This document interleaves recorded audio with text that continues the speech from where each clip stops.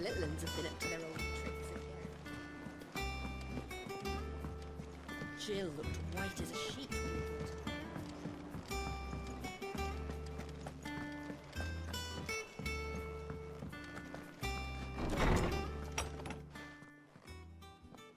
Clive, where have you been? I've been wanting to ask you something about Torgal. Where did you get him, like, in the first place? My father brought him back from one of his expeditions into the Northern Territories. They were crossing a snowfield when they heard his cries, and seeing no sign of his pack, they took him in. What do you reckon, Tomes? It certainly adds weight to the theory. Clive, I believe that Torgal may be no mere hound, but a rare frostwolf, an animal native to the far northern reaches of Valisthea. In one of our oldest bestiaries, I found reference to a frostwolf who served as guardian to an ancient queen of the north.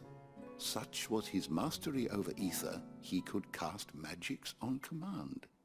His name was Fenrir. Fenrir the Frostwolf. Now, the annals do not state it explicitly, but I have reason to believe this queen was a dominant of Shiva, a girl from the Northern Territories and her faithful hound. One awakens as the dominant of Shiva, and the other... You're saying that Jill granted Torgal his powers? What? Just like Fenrir. People called him my hound, but Torgal and Jill were inseparable. He grew up as a faithful companion to the dominant of Shiva, and years later, his powers awakened, just when his master needed him the most. You're right. If it weren't for Torgal blasting those bastards to Kingdom Come, Jill would have been for it. Quite. Though Torgal's power is his own, his latent birthright as a frostwolf. It had only to be unlocked. Oh, get you, Torgal! You're an even finer hound than we thought. And regarding your original concern, you need not fear for Torgal's health. Why, the beast has the appetite of a behemoth. Just this very morn, I found him with his nose buried in my nuts.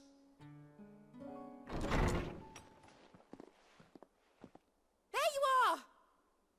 I've been looking everywhere for you. Bernard's here. I need you to introduce us so we can get to work. I shall be a moment.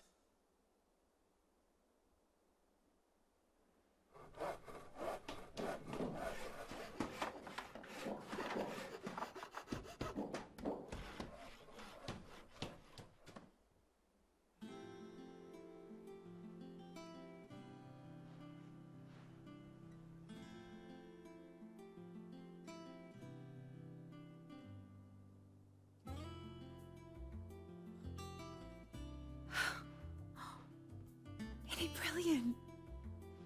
It is. Well, I couldn't have done it without you. You and everyone else. But I promise I'll pay you back. I'm gonna work my fingers to the bone for you lot, starting right now. Just you wait. I'll make wonders like this world's never seen. Then I look forward to seeing them.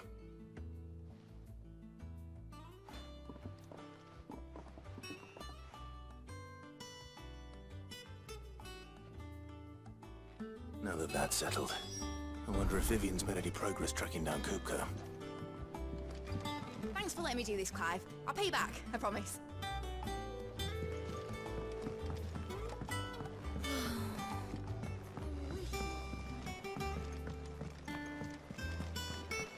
I think I'll wait till Midsummer Ways to get to it.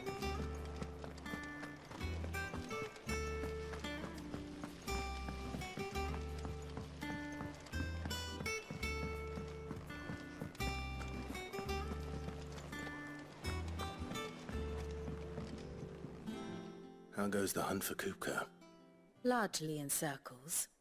We have myriad sightings of strange soldiers in unexpected places, but nothing definitive as yet. If only we knew for certain by what route he left Rosalith. Well, Keep at it. If anyone can piece this puzzle together, it's you. And I'm willing to wait as long as it takes.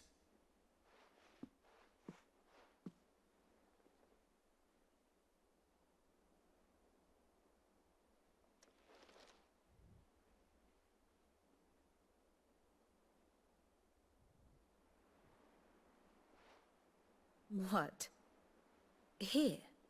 Would that be a problem? Do you know, Clive, I believe it a mercy that you didn't inherit your father's throne. Your poor people would surely live in fear of you. You have nothing to worry about on that front. I won't be claiming his crown. That is a relief. Clive, have you got a minute? We, have a guest. A guest?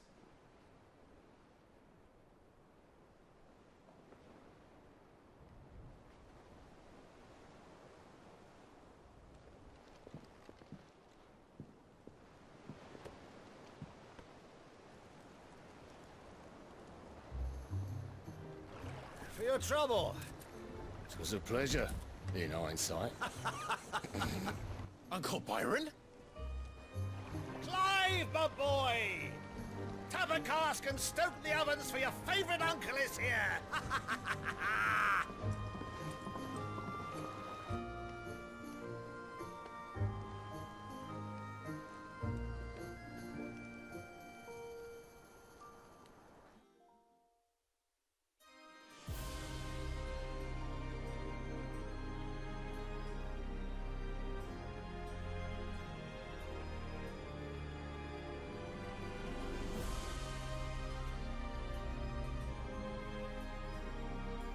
The Dalmekian government sues for peace.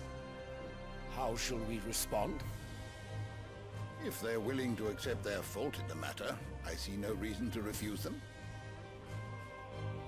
Still, we must insist on substantial reparations. Twinside stores are not as bottomless as reported. Aye, and we have many more mouths to feed. We shall just have to have the Dalmeks empty their treasuries for us.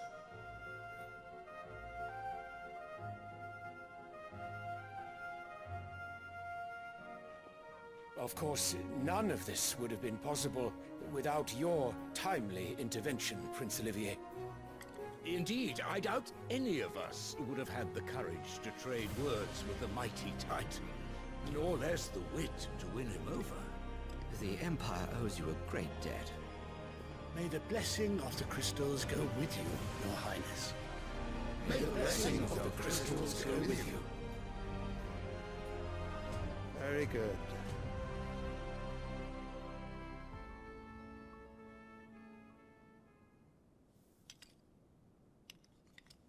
Now, let us come to the question of precisely when the Dalmeks will withdraw their troops. Dion's fire could rid us of them in mere moments. The men of the Fist will not withdraw until a peace treaty is concluded. So let us keep the negotiations open, give them time to gather what gold and trinkets they can. And once they deliver that which we demand, what worth is a piece of parchment? Your Radiance, were Prince Dion to take the field, the enemy would surely send their own dominant to meet him. And while His Highness would of course prevail, there would be heavy losses on both. You need not fear Hugo Kupka. He is engaged on the Western Front. Even were the Dalmeks to send for him, he would not arrive in time. As much as I would enjoy witnessing a clash between Bahamut and Titan, it is not to be. And what of your subjects, Your Radiance? If the fighting spread to the city proper, the people would bear the brunt of it. There will be losses, it is true. Yet for every citizen who falls, another can be bred. For every home that burns, another can be built. The Empire will live on.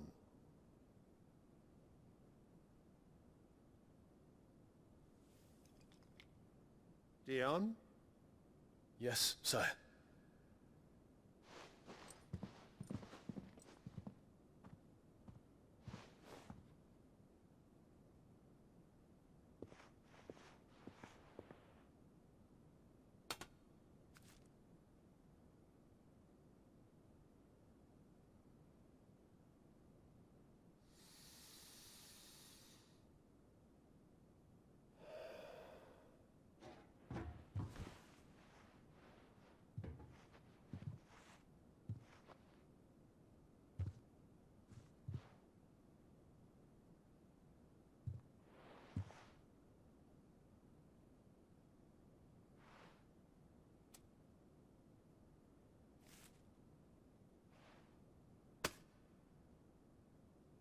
Prepare for battle. But sire... Do not make me repeat myself. Return to your camp and await my orders.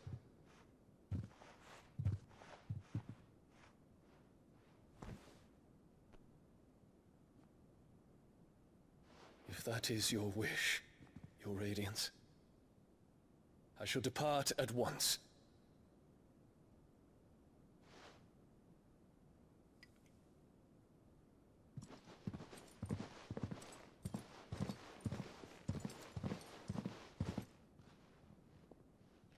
May Gregor forgive you.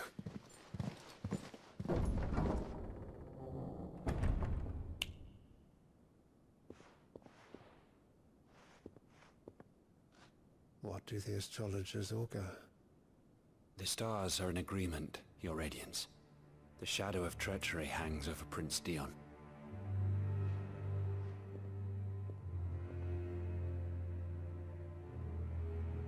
So Annabella's tales were true. You disappoint me, Dion.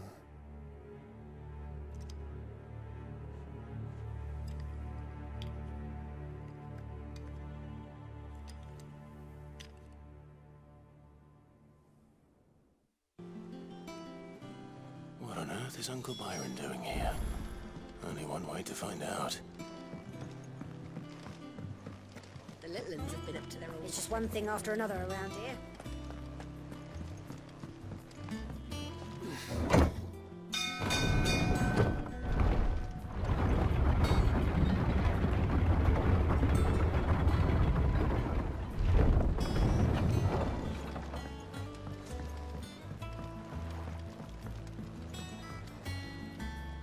Ah, my dear nephew. How I've missed you.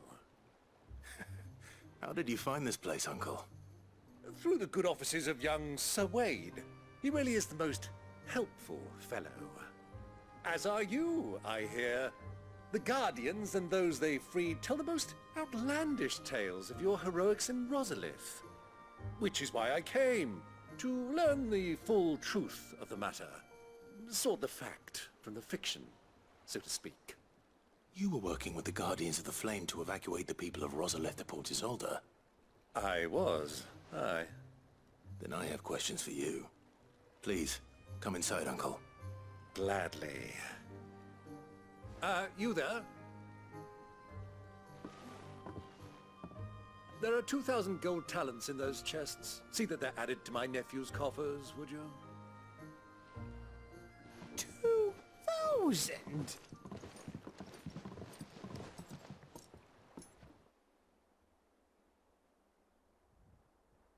And I'm afraid that is all I know.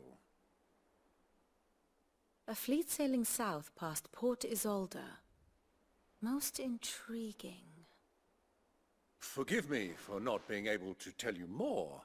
I hadn't the faintest idea Coco withdrew wounded from Rosalith. Still less that my own nephew dealt the decisive blow. What do you think, Vivian? I think, with this news of the Dhalmekian fleet and recent reports of the Royalists' movements, that the final piece of the puzzle has fallen into place. Come here and I'll show you.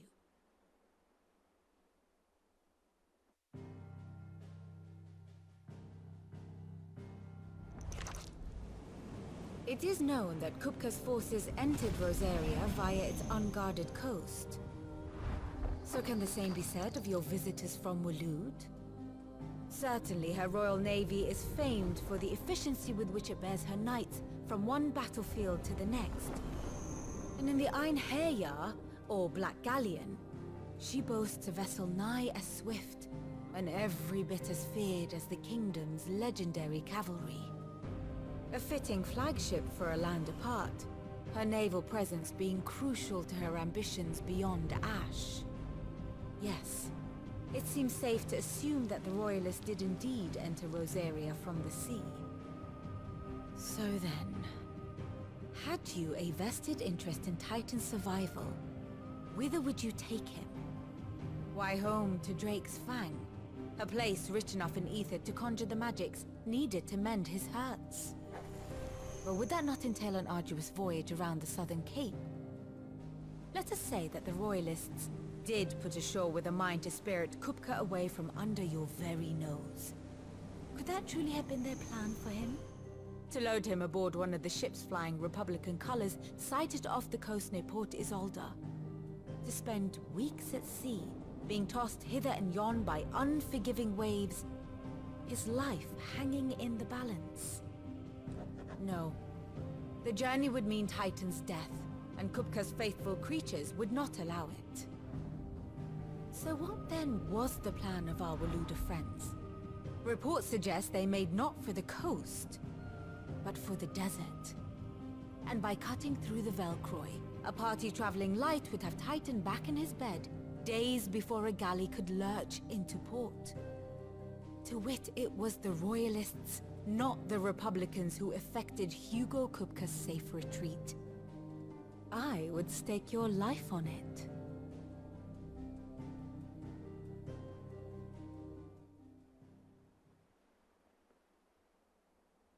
So it was the Waluders who spirited the wretch away.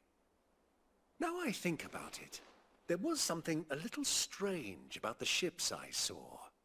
The men seemed almost crestfallen, as if in mourning, as if they believed, or were made to believe, that their master was dead. You have a keen mind, Lord Rosfield. And you have your answer. To find Kupka, you have merely to follow the Royalist trail across the Velcroy. It may well have gone cold by now, but as they say in the Republic, all roads lead to Drake's Fang. Allow me to accompany you part of the way. As luck would have it, I had intended to journey Canberward on business after visiting you here. The Fang would be but a short detour. I'd be glad of the company. Give me a moment to make ready. I need to tell my friends what we've learned, and where we're going.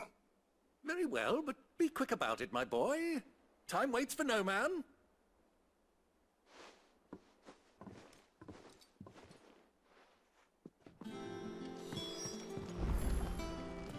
Bid's finished outfitting her little workshop, I hear. With a little help from... Otto, Kupka's at Drake's Fang. I'll be leaving before sunset. You're not going in there alone, are you? Don't worry. I'm not going there to destroy the Mother Crystal. All I'm after is Kupka's head. I won't risk any more than I have to. I promise. The Lancer and the Fang are all Kupka's personal fiefdom. You have any trouble on the way, you ask for Rosina Dalamil, Suncaller, the Desert Hare. Who is she? An old associate of Sid's, and only Sid's. All I know is the name, and that they used to meet at the Dalamil Inn. We've heard nothing from her since he died. But I'm thinking maybe the new Sid might be able to bring her back into the fold. Thanks. I'll keep that in mind. So, what about your uncle? I mean, he's welcome to stay, but... Don't look so worried. He'll be coming with me. Thank fuck for that. Gav, Otto, I'm leaving you two in charge. You can count on us.